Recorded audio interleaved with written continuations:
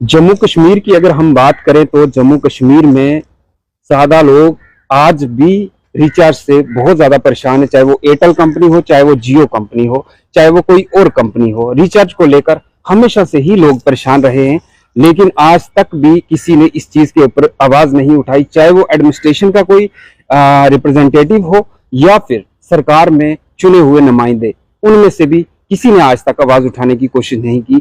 लेकिन जहां तक ग्राउंड की बात करें तो लोग ज्यादा परेशान रहते हैं इन चीजों को लेकर। हमारे साथ बातचीत करने के लिए माजिद हैं, जो कि बॉर्डर एरिया से आते हैं। इन्होंने एक इनिशिएटिव लिया, इस चीज के ऊपर आवाज उठाने की कोशिश की कि रिचार्ज वाली कंपनी जितनी भी हैं, चाहे वो जियो एयरटेल हैं, वो गरीब लोगों को लूट रही है और खास तौर पर जम्मू कश्मीर के लोगों को लूट रही है और लोग काफी परेशान हैं।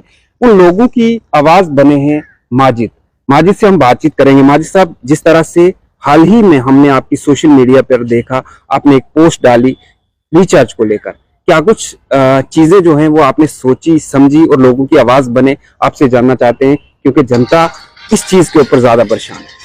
बहुत बहुत शुक्रिया आपके चैनल का, जो आपने मुझे बात रखने का मौका दिया।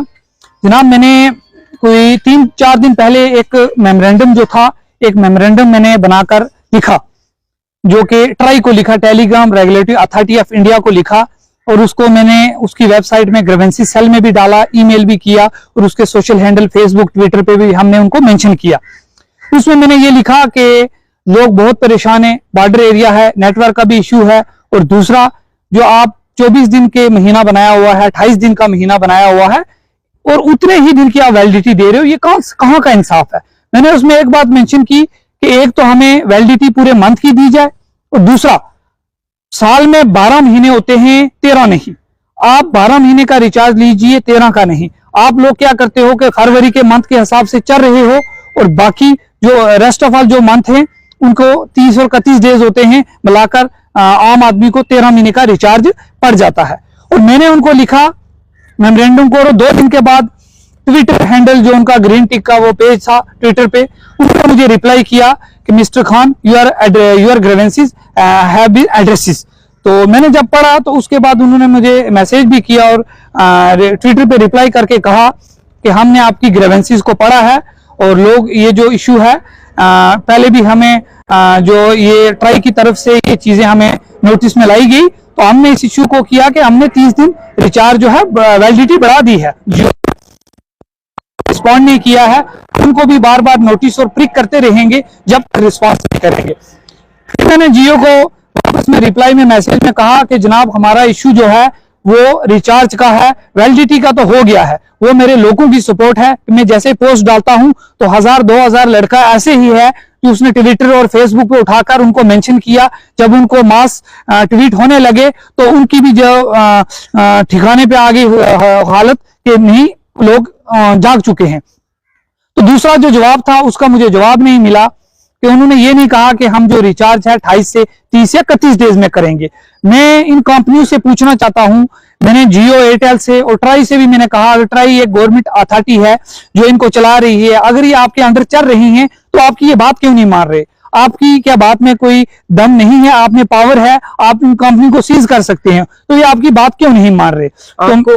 आपसे जानना चाहता हूँ, इससे पहले इस तरह का इनिशिएटिव किसी ने नहीं लिया, चाहे वो जम्मू कश्मीर की बात करूं मैं या बाहर की किसी भी कोई भी, चाहे वो सोशल एक्टिविस्ट हो, कोई लीडर हो, चाहे वो हमारे क्या कहते हैं इसको, बीडीसी हो, कोई भी जीता हुआ, मतलब आज तक उसने आवाज नहीं उठाई।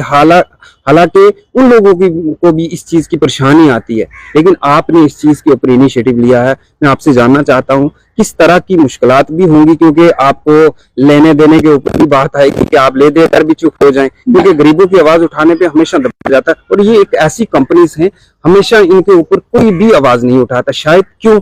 इस चीज को भी आपने समझने की कोशिश की होगी। देखिए, उन्होंने कहा कि आपका हमने एक जो है इश्यू रिड्रेस कर दिया है ग्रीवेंसीज, तो दूसरे पे आप मत बोलो, आप बंद हो जाओ, तो आप हमें पर्सनल कॉल कीजिए। मैंने कहा मैं ना कोई कॉल करूंगा और ना मैंने किसी आपसे कोई बात करनी है लेने देने वाली, और ना मैं वैसा हूं, क्योंकि हम लोगों से हैं, लोग हमसे हैं। हमने लोगों के इशू को रेज करना है, लोगों के मसले को हल करना है।